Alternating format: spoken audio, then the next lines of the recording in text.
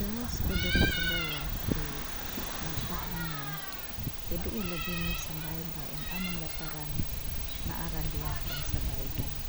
Nakita nako ang pambot nila dunggo naa sila'y gipagawas gipanaon diha sa baybay.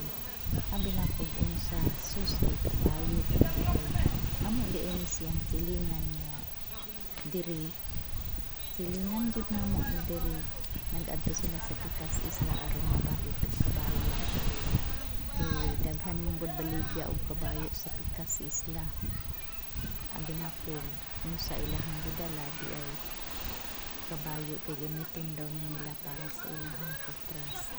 Kani bitong kabayo dako gid mo gamit kung mga tras ka kay kargahan og mga lubi.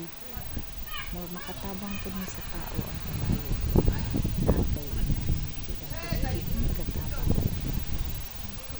First time pud nako ni makakita kung unsaon pagkarga sa kabayo sa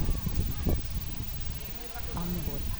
Kay gikan man daw ni sila sa Pikas Isla dito nila nagikuha ang kabayo. Nato ilang gidala diri tan-aw nato unsaon nila pagpagawas ang kabayo diha sa ilahang gibutangan. Gapos di ay nila ni pisi. Sila na nang ginatanggal ang pisi para siguro makatindog ng kabayo. Tanggal na ang pisi. Ay gipatindog jud nila kaluoy ang taon sa kabayo. Di kapoy jud na kay perti ba yung nagpambot sila gikan sa Pikas Isla padulong diri sa Pikas Isla. Ay halos yung taon dili katindog hindi nila tabangan. Nakatindog na siya kaluoy pod. Ay nakatindog na jud siya. Kapoy jud na ba gihigtan nila. Ang anak di ay nagkuan og kabayo nagdala. Ibutang nila sa tabla, higtan sa tabla kay diha nila alsahon.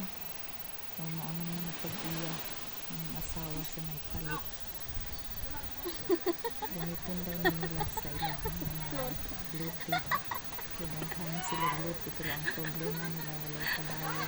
Mayo pod ang ilang amo kay gitagaan pod sila priority na pwede sila makakuha og kwarta kay ang kabayo.